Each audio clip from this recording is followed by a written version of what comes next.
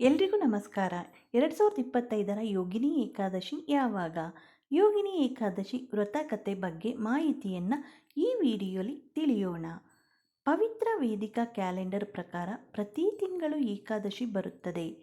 ಚಂದ್ರನು ಉದಯಿಸುವ ಪ್ರಕಾಶಮಾನವಾದ 15 ದಿನಗಳಲ್ಲಿ ಒಮ್ಮೆ ಮತ್ತು ಮುಂದಿನ ಬಾರಿ ಕತ್ತಲೆಯ 15 ದಿನಗಳಲ್ಲಿ ಚಂದ್ರನು ಕ್ಷೀಣಿಸುವಾಗ ಈ ಏಕಾದಶಿಯು ಕೃಷ್ಣ ಪಕ್ಷದ ತಿಥಿಯ ಕೊನೆಯ ಹಂತದಲ್ಲಿ ಬರುತ್ತದೆ ಮತ್ತು ಇದನ್ನು ಜೂನ್ ಅಥವಾ ಜುಲೈಯಲ್ಲಿ ಆಚರಿಸಲಾಗುತ್ತದೆ. ಯೋಗಿನಿ ಏಕಾದಶಿಯು ದೇವಶಯನ ಏಕಾದಶಿ ಮೊದಲು ಮತ್ತು ನಿರ್ಜಲ ಏಕಾದಶಿಯ ನಂತರ ಆಚರಿಸಲಾಗುತ್ತದೆ. ಇದು ಶುಕ್ಲ ಪಕ್ಷದ ತಿಥಿಯ ಜ್ಯೇಷ್ಠ ಮಾಸದಲ್ಲಿ ಬರುವುದು. ಯೋಗಿನಿ ಏಕಾದಶಿಯ ಮಹತ್ವ. ಪೂಜೆಯ ಮುಖ್ಯ ಕೇಂದ್ರ ಬಿಂದು ಶ್ರೀಹರಿ ಎಂದು ಕರೆಯಲ್ಪಡುವ ಭಗವಾನ್ ನಾರಾಯಣ ಜೀವನದಲ್ಲಿ ಸಮೃದ್ಧಿ ಮತ್ತು ಸಂತೋಷವನ್ನು ನೀಡುವ ಯೋಗಿನಿ ಏಕಾದಶಿ ವ್ರತ ಅಥವಾ ಉಪವಾಸದಲ್ಲಿ ನಂಬಿಕೆ ಇರುವವರಿಗೆ ಇದು ಮಹತ್ವದ ದಿನವಾಗಿದೆ. ಇದು ಒಂದು ಬಾರಿಯ ಉಪವಾಸವಾಗಿರುವುದರಿಂದ ಉಪವಾಸ ಮಾಡುವವರಿಗೆ ಅದೇ ಅದೃಷ್ಟ ಸಿಗುತ್ತದೆ, ಏಕೆಂದರೆ ಅವರು 88,000 ಬ್ರಾಹ್ಮಣರಿಗೆ ಆಹಾರವನ್ನು ನೀಡುತ್ತಾರೆ, ಅದಕ್ಕೆ ಸಮಾನವಾಗುವುದು. ಪದ್ಮಪುರಾಣದ ಪ್ರಕಾರ ಈ ಏಕಾದಶಿಯ ಆಚರಣೆಯನ್ನು ಭಕ್ತಿಯಿಂದ ಆಚರಿಸುವವರೆಲ್ಲರೂ ಜೀವನದಲ್ಲಿ ಆಧ್ಯಾತ್ಮಿಕ ಬದಲಾವಣೆಗಳನ್ನು ಎದುರಿಸುತ್ತಾರೆ. ಯೋಗಿನಿ ಏಕಾದಶಿ ವ್ರತ ಕಥೆ ಹೀಗಿದೆ. ಪ್ರಾಚೀನ ಕಾಲದಲ್ಲಿ ಅಲಕಾಪುರಿ ಎಂಬ ನಗರದಲ್ಲಿ ಕುಬೇರ ಎಂಬ ರಾಜನಿದ್ದನು. ಅವನು ಶಿವನ ಪರಮ ಭಕ್ತನಾಗಿದ್ದನು ಮತ್ತು ಪ್ರತಿದಿನ ಶಿವನನ್ನು ಪೂಜಿಸುತ್ತಿದ್ದನು. ಹೇಮಮಾಲಿ ಎಂಬ ತೋಟಗಾರನು ಕುಬೇರನ ಅರಮನೆಯ ತೋಟದಲ್ಲಿ ಕೆಲಸ ಮಾಡುತ್ತಿದ್ದನು. ಪ್ರತಿದಿನ ಅವನು ಮಾನಸ ಸರೋವರದಿಂದ ಹೂಗಳನ್ನು ತಂದು ರಾಜನ ಪೂಜೆಗೆ ಅರ್ಪಿಸುತ್ತಿದ್ದನು. ಒಂದು ದಿನ ಹೇಮಮಾಲಿ ತನ್ನ ಹೆಂಡತಿಯೊಂದಿಗೆ ಪ್ರೀತಿಯಲ್ಲಿ ಮಗ್ನನಾಗಿ ಹೂಗಳನ್ನು ತರಲು ಮರೆತನು. ಇದರಿಂದ ಕುಪಿತನಾದ ರಾಜನು ಹೇಮಮಾಲಿಯನ್ನು ಕುಷ್ಠರೋಗದಿಂದ ಬಳಲುವಂತೆ ಮತ್ತು ಹೆಂಡತಿಯಿಂದ ದೂರವಾಗುವಂತೆ ಶಾಪ ನೀಡಿದನು. ಶಾಪದಿಂದಾಗಿ ಹೇಮಮಾಲಿ ಕಷ್ಟಪಡುತ್ತಿದ್ದನು ಮತ್ತು ಅಲೆದಾಡುತ್ತಿದ್ದನು. ಅವನು ಮಾರ್ಕಂಡೇಯ ಋಷಿಗಳ ಆಶ್ರಮವನ್ನು ತಲುಪಿದನು. ಋಷಿವರ್ಯರು ಅವನ ದುಃಖವನ್ನು ಅರಿತು ಯೋಗಿನಿ ಏಕಾದಶಿ ಉಪವಾಸವನ್ನು ಆಚರಿಸಲು ಸಲಹೆ ನೀಡಿದರು.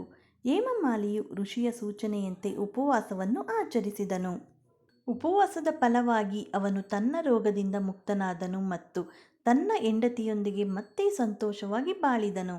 ಇದೇ ರೀತಿ ಯೋಗಿನಿ ಏಕಾದಶಿಯಂದು ಈ ದಿನ ಉಪವಾಸ ಮಾಡಿ ಶುದ್ಧ ಮನಸ್ಸು ಮತ್ತು ಭಾವನೆಗಳೊಂದಿಗೆ ವಿಷ್ಣುವನ್ನು ಪ್ರಾರ್ಥಿಸುವ ಎಲ್ಲ ಅನುಯಾಯಿಗಳು ಎಲ್ಲ ಸಮಸ್ಯೆಗಳು ಮತ್ತು ಅನಾರೋಗ್ಯಕ್ಕೆ ಸಂಬಂಧಿಸಿದ ಸಮಸ್ಯೆಗಳಿಂದ ಮುಕ್ತರಾಗುತ್ತಾರೆ.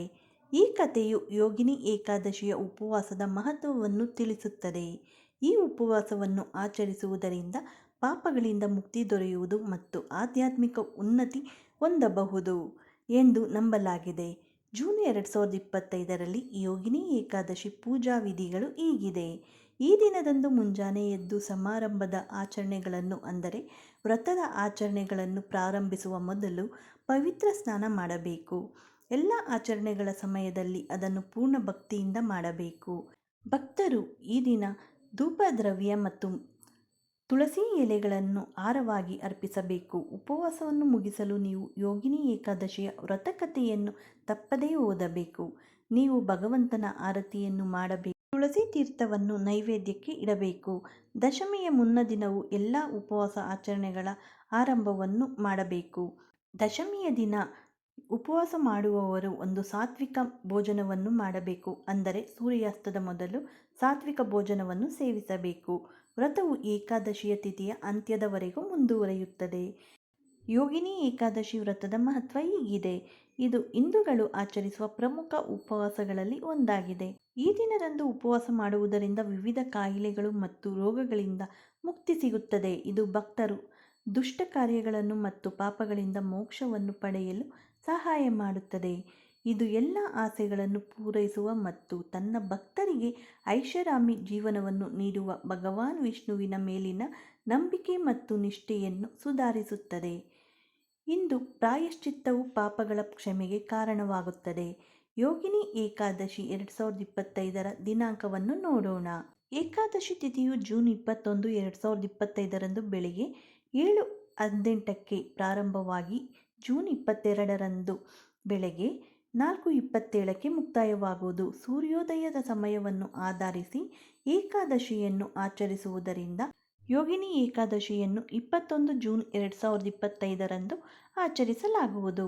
ಸ್ನೇಹಿತರೆ, ಯೋಗಿನಿ ಏಕಾದಶಿ ವ್ರತವನ್ನು ಮಾಡುವವರು ತಪ್ಪದೆ ಯೋಗಿನಿ ಏಕಾದಶಿಯ ಉಪವಾಸ ಮಾಡಿ ಈ ವ್ರತ ಕಥೆಯನ್ನು ತಪ್ಪದೆ ಕೇಳಬೇಕು ಅಥವಾ ಓದಬೇಕು.